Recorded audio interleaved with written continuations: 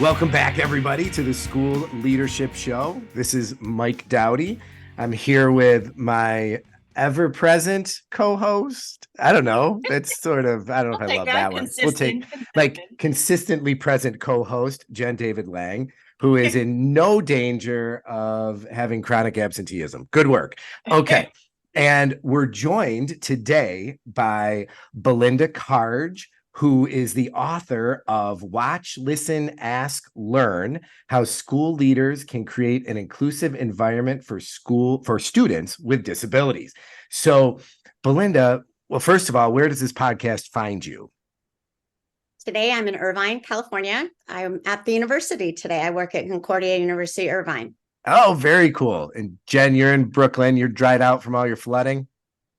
Yes, it's kind of crazy. Super sunny today. The opposite of cars, knee deep in water. Whew. I'm in Lake Placid. It was 40 degrees this morning and it's cloudy and rainy. So here we are. Now, traffic and weather together on the sevens. Okay. So Belinda, we kind of want to get started. First, full disclosure, this is a topic that is near and dear to my heart. I have two children with disabilities. Both my daughters are deaf and one of them has a developmental disability too. So I am all in on special ed and can't wait for this conversation. So maybe if you could start us off, why this book? Like, why did you feel like you needed to put this out into the universe right now? Mm-hmm. Oh, that's an easy question. So like you, I'm very interested in special ed. I started my career as a general ed teacher. I was a high school teacher first, and one of those people who loved working with those geeky kids, the gifted kids. I taught high school science, high school math. I loved, the kids who are a little different, executive function, dyslexia, helping to figure out, how do their brains work. And that led me to become very interested in special education and led me down, that career path. Ended up teaching both high school and elementary school special ed before I came over to the university world. I also have taught overseas, just so that, just to give perspective internationally. But the reason I wrote this book is because I've spent my entire career in special ed, always listening to people saying, my administrator doesn't understand my world. My administrator does not realize the kind of support I need. My administrator doesn't attend IEP meetings. They don't know how important this is and that it's part of the law. And 9 years ago, I moved from the director of a special ed program at a California State University to a private institution working in a doctoral program in ed leadership. I did that on purpose because I decided, you know what? It's time for me to talk to these leaders and to really learn from leaders and to help them understand special education. So in my current role, I work with administrators, superintendents, people who live and breathe every day in the admin side, not as much the special ed side. And so what happened over the last 9 years is people started asking me questions. They'd say, Belinda, we know you know special ed. I have a mediation coming up. I'm scared to death. Give me some pointers. Belinda, I know you know special education. My district has just been sued. What do I do? And that's really why I wrote the book, is because I listened to my students who are leaders and said, it's time. There needs to be a book that is out there to really give them just, special ed 101, the tips for leaders, not the kind of tips you and I need as, say, a parent of a person with a disability or a teacher of a person with a disability, but a true leader of a school or a system related to working with people with disabilities. Oh, absolutely. I couldn't have said it better. I think, and absolutely the right time too. Probably a long time coming for this type of resource and getting it all in one place. So you start off the book sort of with the legal underpinnings of, why basically we have to do what we do when it comes to special ed. But maybe you could kind of from a legal-ish perspective, maybe help folks understand more about the why. Like, why is it important for administrators to understand why we have to do this? Mm-hmm. That's a great question. And as you mentioned, the book starts with what every leader should know about special ed, which talks about the law as well as MTSS and how we systematically place all students. And then we go into how they support personnel. And then finally, the last piece is, how do you set up a school-wide system? So the reason we put the law first is we were hoping to engage or to hook the reader immediately into that very answer to your question, the why. Like, why do I have to be at an IEP meeting? Why is that important? Well, you're the leader of the school. You know what resources are at the school. I don't know that as a special ed teacher. I don't know what's available at the school district level, but you do as the administrator, and you can help parents understand that immediately. Just like those types of little hints, helping administrators really see their importance and what it is that's so different about their role compared to other people, for example, at that meeting or in a mediation or in a situation where there could be a legal precedent, Well, and I think, yeah, go ahead. Go ahead. Well, I was going to say, I think there's also there's other purposes too that I think where we get some ancillary benefits by having administrators in those meetings. First of all, sometimes it's, I know as a principal, sometimes when I was not at the meeting and something happened and then they came back and said, here's what we decided. And I'm like, what are you doing? Right. Or it could be maybe I'm not at the meeting, but they say, well, we can't do this because Mike says we don't have the resources, or Mike says we don't have this. So, having the administrator in the meeting to explain why something can or can't be done might also be helpful. Yeah. I'm wondering if you can also, not to scare our listeners, but, you do have some examples in the book of, what are the ramifications if you don't know and you do things inadvertently that are, breaking the law, just to be straightforward. Yeah. Well, and I think the thing a lot of people don't realize when they go into administration is that lawsuits are real. And, people think, oh, I'll never be sued until you get sued for the first time. You think, oh, that'll never happen to me. But when it does, it can be really scary. And knowing what the systems are in place to support you as an administrator are huge. But more importantly, knowing proactively how to keep yourself out of those situations. When I just did a presentation last week in Maine, talking about the book. And one of the things that I told my audience of leaders was I said, when you are visible, when you know every child in the school, when you show up at an IEP meeting and the parent knows that you know their child, you are preventing legal action. Because right away, as a parent, I'm walking in going, wow, she really cares. She knows who my kid is. Well, it's just like we know, right? Nice doctors don't get sued as much as mean ones. Right. Like we know that. Oh, yeah. But it's a little ounce in prevention is what you're saying. Sure. The other proactive approach that I talk to my students, my doc students, a lot about is being knowledgeable. When you're knowledgeable about special ed law, people know you know what you're talking about. And so they're not as likely to come around and bust you. They're not as likely to bring an advocate or an attorney. Not that that's a bad thing, but they're not as likely to come in loaded to knock you down if they know that you know what you're talking about and that you have the best interest of their child. If you can show that you have the best interest of the child that we're talking about at the meeting, we're in really good shape. I think that's great advice. That is. So let's say you are a leader who is a little bit less comfortable in this area and doesn't know as much. Other than reading your book, of course. What do you suggest leaders do to get more informed? It's interesting because you're right. I mean, obviously, I want people to read the book, but beyond that, the Council for Exceptional Children has an amazing admin group called CASE, CASE. It is a fabulous group to join because they have so many free workshops. I'm a member, and I've been just really delighted at the kinds of things that they bring attorneys in to talk to us about and to share information. I encourage most of the administrators I know to join that group for one. I believe that you have to be conscientious and follow the parent groups in your area.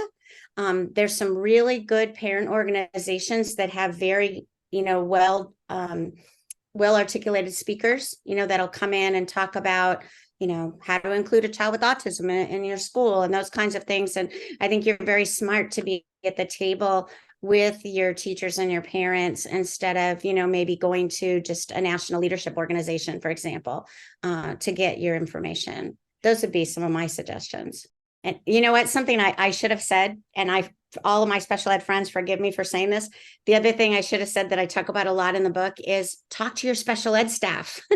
I really believe that. I believe that the teachers at the school are the ones who know best what's happening in those classrooms, and talk to them, spend time with them to learn about their students, to learn about their programs, to learn about how they accommodate, how they modify, what they know about universal design for instruction. They have lots of tricks up their sleeves that a lot of times don't come out in conversations at faculty meetings. But if you spend the time to really, work with them, you learn that they're very good at supporting students. The other person is your director of special ed at the district office. Absolutely. You should be on a first name basis with them and send your questions to them. They're there for you. Absolutely. Excellent. So as you think about administrators navigating special education, and of course we want to focus on the positive, getting to know students, understanding process, things like that. But what are some of the big mistakes you see newish or even seasoned administrators make that, but for a little intervention earlier, they would have been okay. But what, right. what hangs people up? Right. Well, as you alluded to, this is a whole school process. This is not general ed and special ed. We don't separate out. It is a whole school process. And, we have lots of good literature on multi-tier systems of support right now. We understand how to set up good first best instruction at tier 1, and that needs to happen in general ed classrooms.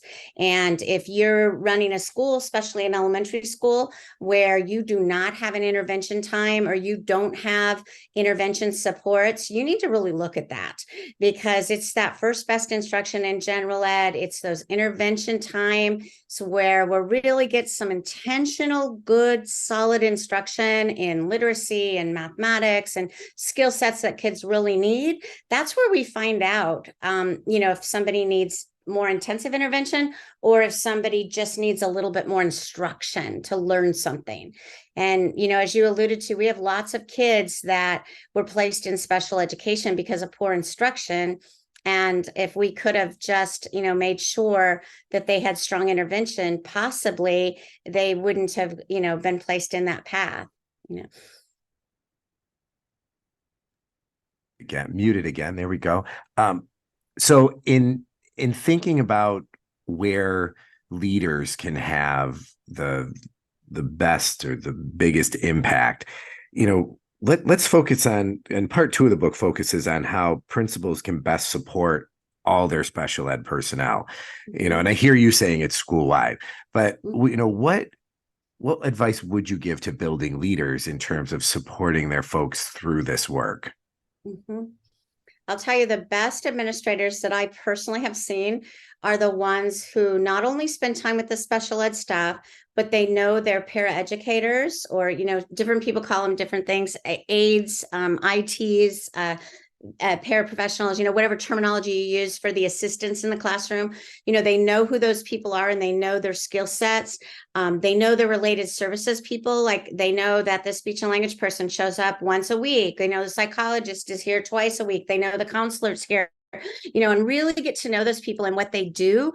Those are the best administrators, because when a child has an issue, they know who to refer them to for that intervention piece before we even go down the whole special ed referral piece.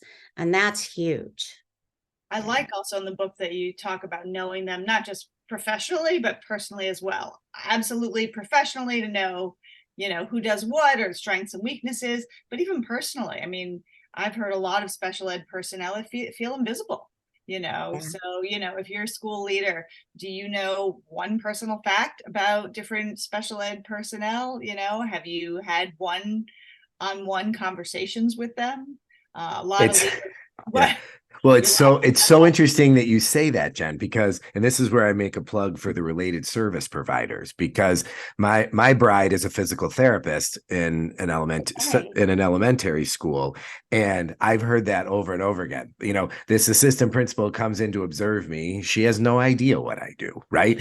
But and that's why I told her from the beginning. I said it's really important for you as a service provider to, you know, manage up, make sure that the administrators know who you are, make sure they know what you're doing. And you know, I think that it's a two-way street there a little bit. One of the and I just picked up the books because I'm not sure I know from memory that what the acronym stands for, but one of the things I talked about was work by Kat Nolan, which is called BICE. And the concept behind BICE is that administrators spend 2 weeks and get to know their staff. And like the beginning, they just go in and just notice something in a classroom, like, oh, you have a picture of your, chocolate Labradors. Oh, I have chocolate labs too. So you have something to talk about.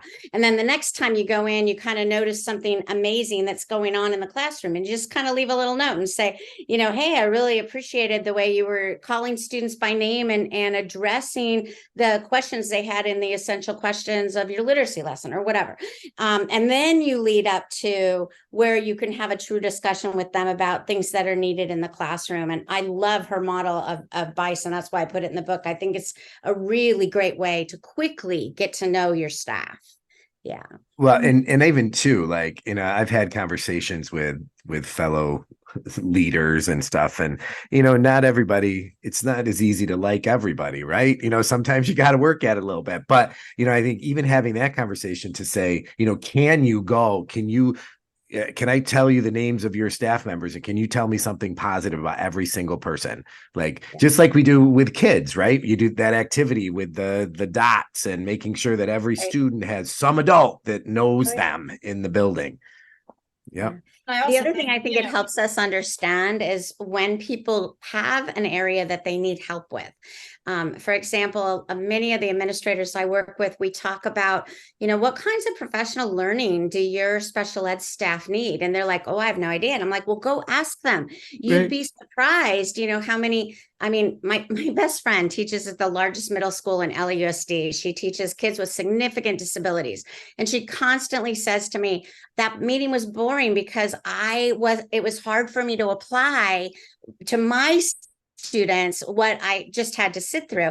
And I'm like, okay, let's debrief this. Let's talk through it. But to be truthful, it would be great if she could use that hour and go listen to a podcast of somebody who's doing some behavior intervention that she needs for one of her students, or something like that. And really getting administrators to understand that, yes, we try to make professional development for everybody, and we understand the importance of everybody being there at the table for socialization. But the reality is, when time is short and you want people to learn, how can we best support their learning? Whoa, Belinda, hold on. Are you suggesting that we do some sort of personalized and differentiated professional learning experience? Absolutely. Whoa, I don't know. That might make some of the adults uncomfortable. Don't know if we can do that. You're right. No, it does. And it's more planning. I mean, let's face it. I'm actually doing a presentation with a group from Africa tomorrow. And one of the things we had to do is we broke out 4 different sections. One's on universal design for learning, one's on accommodations for math, one's on accommodations for literacy, because that's what the teachers needed, And so instead of making everybody sit through all of those, they were able to select the one that they needed the most and to go to that training. And yeah, I am suggesting that. It's a lot of work, but it's so worth it. And you're not suggesting the principal doesn't have to be the expert. Some of what the leader can do is provide the space, right? Either the permission, like you said, to go off and listen to a podcast or do something different, or even, monthly meetings to bring different special ed personnel together, right? Creating the schedule or the time, in reading articles or learning about conferences, reaching out to special education teachers and related services. Personnel. I think a lot of school leaders don't keep them first and foremost in their minds when thinking about PD. And and the other piece, like Mike said, oh, your wife gets observed. I think a lot of non-general ed staff don't even get observed. And so, I think some of the kindness that you talked about at the beginning about, having positive things to say is to build up the rapport and the relationship so that leaders can give some feedback, point out areas for growth, set goals, do those kinds of things that a lot of people don't do with, let's say, a paraeducator. Absolutely. One of the best administrators I worked with, she really was interested in helping her school become a school-wide inclusive situation. And she put together a Saturday. And the reason she did Saturday is because she couldn't find a time when she could get the bus drivers and the cafeteria workers and every single person at her school together. And so she paid everybody to come in on a Saturday. And we just brainstormed, like, if you could dream about this school and you could create a true inclusive where every single student's needs were met, what would it look like? And that was their kickoff. That was their starting point. And I mean, seriously, they did such nice work for I think she was there like 7 years before she retired.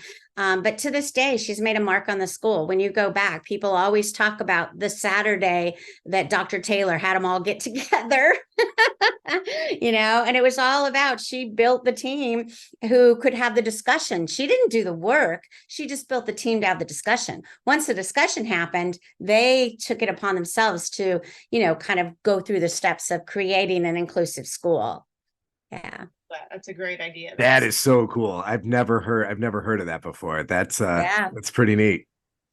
Wow. Ask about and that every person showed up too. That was going to be my thing. I'm sure it had to be voluntary, right? Yeah, it was totally voluntary. And, she paid them to come. It was a stipend, and she gave them, generous lunch and stuff like that. But she even said, I don't know who will show, and every single person showed up. That's wow. Well, that gives me faith in the future of humanity. Sorry, Jen, I stepped on you. Go ahead. No, it's okay. No, I just wanted to ask one more question. So it seems like a lot of what would contribute to the success of what special education teachers are providing is the communication that happens between the special education educator and the paraprofessional or related services, and a lot of school leaders don't really think that through, right? You might have, here in New York City, maybe it's different elsewhere. We have related services providers who serve multiple buildings, might only be, coming in and out. But so what can school leaders do to enhance the communication among between general ed and special education educators? Yeah. Well, and as you're aware, there's so many cool things we can do, not only face-to-face, but with technology to enhance communication. I mean, setting up professional development that's relevant, setting up book clubs where they can have conversation time, providing opportunities for them to discuss student work together, providing opportunities for them to look at assessments as a team. And when I say team, I don't mean just the teachers in the room. I mean, the assistants as well.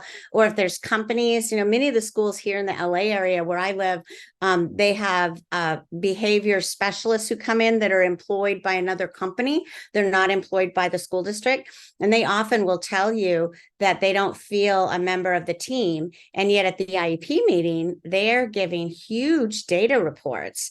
And oftentimes they are members when there's a mediation that takes place, that data becomes very relevant. So having those people at the team meetings where they're looking at assessments and data is a great way, to build communication and collaboration. Doing support journals back and forth, whether those are online, Google Drive, or, actual journals back and forth between, a paraprofessional or related services and a classroom teacher, and how important that is. Nowadays, like I said, with technology, I found that Google Drive is a teacher's best friend in terms of, I can put an entry in, you can put an entry in 10 minutes later, somebody else can come 30 minutes later and add. And, this evening, late at night, if I think of something, I can jump back on and look at what people have said and add to it, so that constant communication, building out. Absolutely. Yeah. I think those are some great ideas. I love the journal idea. I think even back to basic things like scheduling, when you're doing scheduling, keep in mind, right, who has the same periods off. I'm also wondering about, some general education teachers spend their whole career with just themselves in a classroom with students, right? And then here's this other adult, right, who may come in, and what about doing, work around difficult conversations, or right, those kinds of communication skills. I'm not sure leaders always prepare their staff for, when really it's a very different thing to have 2 or 3 adults in a room when you used to just be one adult and a bunch of kids. Well, especially if you're expecting them to co-teach, you need to give them planning time so that they can have conversations and work together, both on the front end, planning, but also the back end in terms of reflecting and, looking at how students did and how they can make that process better for next time. That's huge. Absolutely. And one of the biggest complaints I've heard from leaders is that nobody knows exactly what co-teaching should look like, and there's been no training. So they go into a classroom to observe, the general ed teacher's up at the front, and maybe the special education teacher's hanging out by the radiator, or the paraprofessional is only working with one student. So what are all the models? Or, should there be some type of training for what it looks like in the classroom? Right. Absolutely. Yeah. It's funny you say that, because just this week and at the What Works conference in Maine, I just gave a presentation for administrators on what to look for in good co-teaching classrooms. So, and, just helping them understand some of the models like parallel teaching and station teaching, and, why you would have one teacher maybe walking around the room for support, and what does that look like, or not look like. Yeah. So Belinda, I want to be sensitive to your time. This was a fantastic conversation. I feel like we could keep going forever. Do you have any parting shots for, new and aspiring and seasoned administrators when it comes to building an inclusive environment for all students in a school, particularly students with disabilities?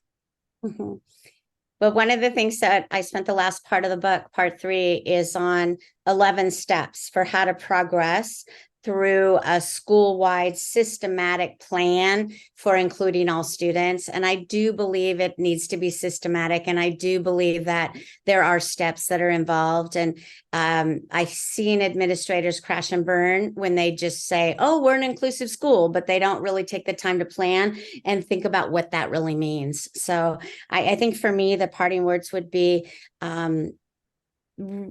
serious and really thoughtful about what it means to include every student. And I'm not just talking about students with disabilities. I mean, every student. And if you're seriously thinking about every student, have you taken the time to assess what that looks like across all areas of your school? And if not, it's time to have some team discussions about that. And that's a perfect place to leave it. The book is Watch, Listen, Ask, Learn: How School Leaders Can Create an Inclusive Environment for Students with Disabilities. Belinda Karge is the author. Thank you so much for joining us. This was a wonderful conversation. We may need a part 2 at some point. And this is, Jen, this is growth producing feedback for us. We don't spend nearly enough time on special ed or MTSS. I think that could be, we need a little offshoot or something. But thank you, Belinda, and thank you, Jen. Totally appreciate it, and great conversation. Absolutely. Thank you. Thank you. Appreciate it. Thanks for listening to this episode of the School Leadership Show, a podcast for aspiring and practicing school leaders. Send your comments, questions, and show ideas to me, Mike, at schoolleadershipshow.com. And please consider rating the podcast in iTunes and leaving a comment. And definitely pass the show along to your colleagues.